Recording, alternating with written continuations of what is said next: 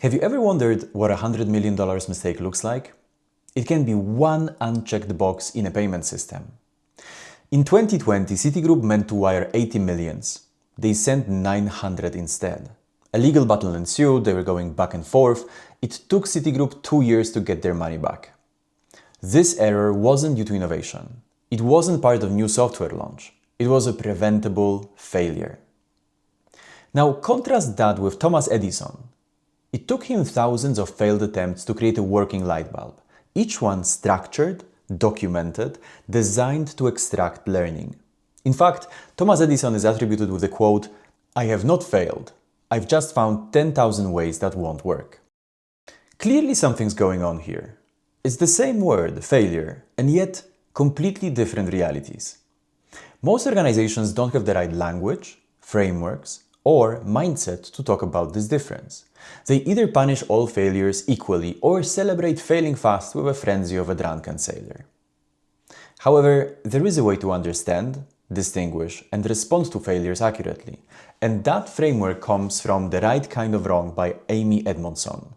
In this episode, we will workshop it together. By the end, you will know the 3 types of failures and how to recognize each one, what mindset shift each requires, and how to apply all of this in practice.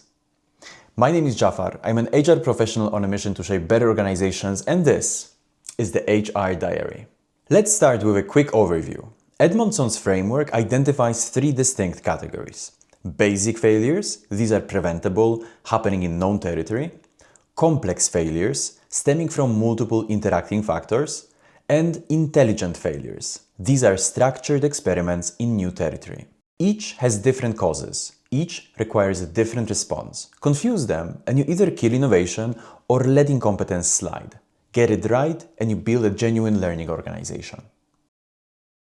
Okay, let's talk basics.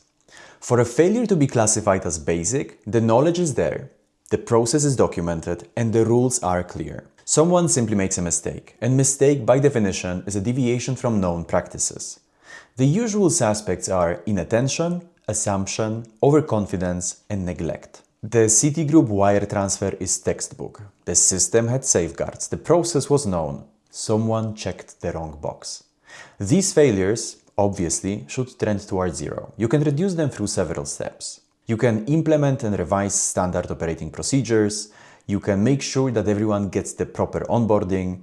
You can make sure that there are continuous learning and upskilling programs. If you're in a position to make or ask for system updates, you can architect systems that make errors visible before they compound or introduce redundancies and safeguards. Redundancies in this context are parallel verification methods. Toyota's Andon Cord is the classic example of how continuous improvement mindset eliminates basic failures and improves the work. In Toyota's factories, any frontline employee can pull the cord and stop the production line if they notice a potential issue. The team leader is immediately informed and together with the employee they huddle to see if there's a quick fix. If they manage to solve it quickly, the second pull prevents the full stoppage. This way they prevent small problems from snowballing into bigger ones. Complex failures are different animals entirely. They emerge when multiple factors, technical, human, organizational, interact in ways no one fully predicted. Take the global supply chain breakdown during COVID-19. Suddenly, global economy had to deal with unforeseen demand spikes, factory shutdowns, shipping delays. Policy decisions across dozens of countries only made it more complex. And it's naturally not limited to COVID. Any complex project has many layers of interdependencies that can produce unexpected failures at any time. I don't think you can fully eliminate complex failures. Systems are too interdependent, but you can anticipate and mitigate. Here are just 4 things to consider. Start off with mapping the interdependencies to see where the fragility lives. You can use value stream mapping or critical path method from PMI standards. This will give you an opportunity to identify patterns in how failures cascade. With that picture, build in redundancy and flexibility into critical pathways. And finally, run simulations before reality does it for you. Sometimes what looks like a basic failure, when examined, often turns out to be a complex one. To give you an example, think of a hospital medication error. On the surface, it might look like a basic one. But when you peek behind the curtain, it traces back to staffing shortages, unusually high traffic, and recent policy change, all converging in one moment. In any case, the response to complex failures should not be blaming. Don't think individual, think systems. Punishment is rarely a good solution, but here it can backfire spectacularly. It will send a signal to the organization to hide complexity instead of spotlighting it and managing it. This is the right kind of wrong. Intelligent failures happen when we make forays into uncharted territory and stretch the boundaries of our knowledge. They are the necessary blocks of innovation and discovery. According to Edmondson, they share 4 characteristics. They're informed by existing knowledge. You're not ignoring what's already known. They are hypothesis-driven. You have a clear belief about what might work and why. They're kept as small as reasonably possible. You don't want to bet the fate of the entire company on an untested idea, unless you're a startup. And they generate actionable insights regardless of outcome. Success or failure, you learn something that moves the work forward. This is disciplined experimentation, not recklessness, not move fast and break things without the learning infrastructure. You could say that an intelligent failure is a fruit of well-designed project handled in accordance to project management standards or a project following a scientific method. It just didn't bring the results that you wanted. Let's have a look together at a real-life example from a software as a service company. Your team wants to test a new client onboarding because current approach takes 6 weeks and loses 20% of clients. A good approach has several steps. Document your hypothesis. Run it with 10 clients, not 100. Define what you're measuring. Is it completion time, drop-off rate, client satisfaction? Build in checkpoints. Review at client 3, client 7, client 10.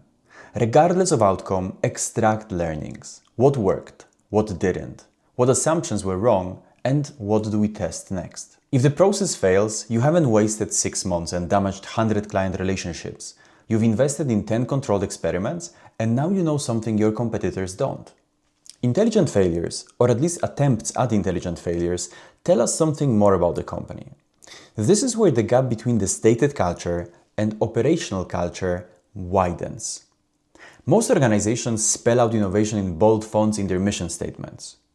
But when experiments with the new technology don't produce the desired results, the incentive systems in place penalize the individuals and the teams. Performance ratings drop because the system is built to reward narrowly understood outcomes, not rigorous method or process. And while this makes sense with basic failures, maybe to an extent with complex failures, it's counterproductive with intelligent ones. Intelligent failures require a redefining what outcome is. Outcome is a feedback on what works and what doesn't. On top of performance management revamp, intelligent failures require a mindset shift. We need to move from needing to be right to learning mode, from protecting the perception of our competence to developing our competence further. In simple words, it's okay to say you don't know. The basic truth is, no matter how ambitious, intelligent, or driven you are, failures are inevitable. And I know that you already know this, but it still is so goddamn painful. There are a couple of reasons for that. First off, evolution wired us this way. In early human societies, being perceived as unreliable could lead to exclusion from the group. And without the tribe, survival was impossible. And then psychology reinforces it further. Daniel Kahneman and Amos Tversky, in a series of experiments in late 70s, showed that people are naturally loss-averse.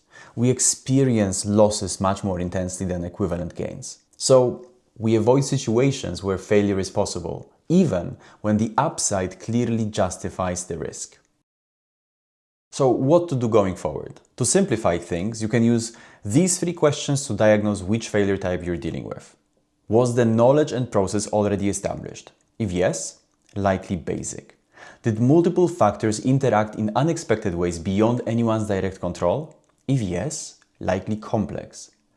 Were you testing something new in conditions of genuine uncertainty with a learning structure in place? If yes, potentially intelligent. Your job is simple. Drive basic failures towards zero. If you're a team leader, train people, create safeguards, and reward transparency. If you are an individual contributor, use the available materials, ask for trainings, and stay on top of what is asked of you. Then learn from complex failures. Come together as a team, investigate root causes, map interdependencies, and redesign systems. Remember, systems, not individuals. Create space for intelligent failures. Run your projects like proper experiments. Define hypotheses, keep them small, and extract lessons. And then last thing, and this last thing is fundamental. Create awareness about different types of failures. Take time to discuss it with your team. Run a workshop where you can together define which failures from the past go into which bucket and why. This way, you will build practical knowledge and common language.